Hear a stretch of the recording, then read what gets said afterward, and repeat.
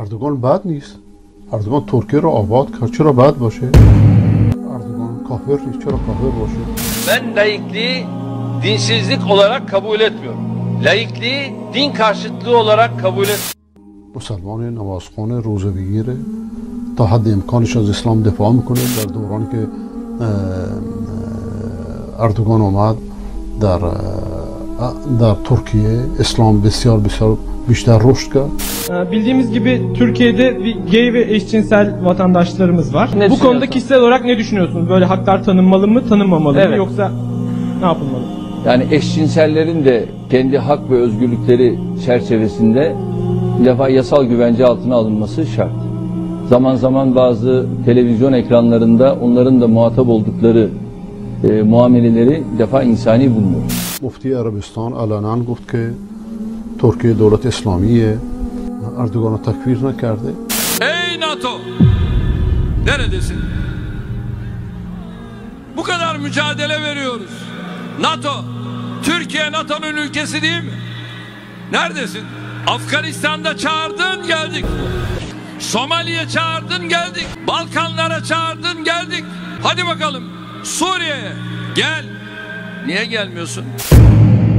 رسول صلی الله علیه و در بخاری مسلم میگه در آخر الزمان ائمه المضلین پیدا میشه. امام ها و دانشمندا که شما رو به گمراهی و به کفر و به شرک و به ارتداد دعوت میکنن. رجب اردوغان یک دموکرات و یک حامی دموکراسی است. با جامعه بین الملل بیعت داره، سازمان ملل به رسمیت شناخته، عضویت سازمان داره. چقدر بیعقلی از منبر کفر کردن، به یک کافر مرتد کمپین کردن، مردم به یک شک و شکوک انداختن، مردم از اصل توحید و کتاب الله و سنت دور کردن، به نفع کفار و مشرکین مرتدین تبلیغ میکنن. قانونهای غیر اسلامی رو دین میگن، جایز میگن، خدمت میگن، نعوذ بالله. پس قانونی که حرام و حلال کرد، حلال و حرام کرد، چیست؟ یک انسان حرام و حلال میگه، حلال و حرام میگه، او مرتد میشه. یا مولوی مسجد باشه یا عوام باشه، فرق نمیکنه. حرام و حرام تعیین کردن، حلال و حلال تعیین کردن صفت کیست؟ این صفت الله است. یک کس صفت الله رو بر خود بکنه طاغوت میشه نمیشه؟ دعوای الوهیت به خود کرده نکرده؟ مرتد شده نشده؟ حیران به ملا میمونید. پس امروز بعضی مردم میگن فلانی میگه لا اله الا الله محمد رسول الله و نماز پیش ما استاد میشه، کلمه میخوانه، روزه میگیره. هیچ چگونه طاغوت است؟ هیچ چگونه کافر است؟ کافر شاخ داره، دم داره. اگر شاخ و دم معیار کفر است، بیربانی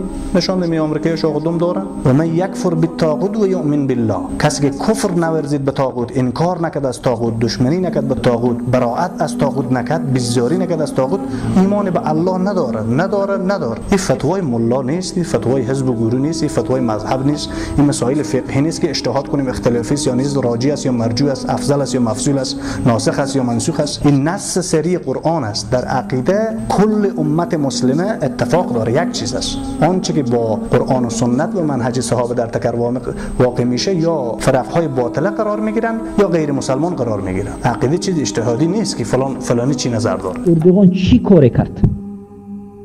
اردوغان آیا دموکراسی رو تغییر داد؟ آیا دولت اردوغان از دولت گرمانیا یا استرالیا یا از امریکا یگان تغییرات دارد؟ تغییرات ندارد. این رئیس های جمهور که امروز وجود دارد نه فقط به یک کفر یا به یک شرک اکبر، بلکه به همان نمودی کفرهای اکبر و شرکهای اکبری که وجود دارد واقع شدند. حکم کردن به حکم غیر الله، تبدیل دادن حکم الله، یعنی به جای حکم الله یک کتاب دیگری، کانستیتوسی دیگری را گذاشتن و حکم کردن. این شرک آنها که هم شرک در ربوبیت و هم در الوهیت و هم در اسما و صفات است و این شرک در حکم است. Çünkü hayırsız, şartsız egemenlik birliktir. Bunun tartışması olur mu? شرک و تشریع، قانون برآوردن که مخالف قانون الله است.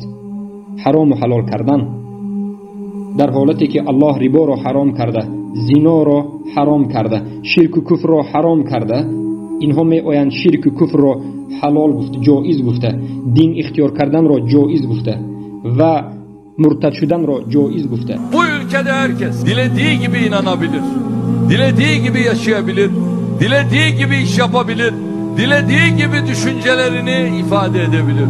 میره در یک کوچه یک مسجد وجود دارد، در همون کوچه زیناخونه وجود دارد، در همون کوچه لیزبیان ها میگه دختر به دختر زنا میکرده وجود، در همون کوچه، در همون راه، عیناً همون راه نزدیکش اطرافش خانه های لیواطی وجود دارد. و دین الله رسول جنگ کردن را جایز گفته و بالاخره ریبا را، زنا را، لیواطه را و همه محرمات را جایز گفته. جایز یعنی حلال گفته است. این انسان کافر است، مرتد است و خارج از ملت اسلام است.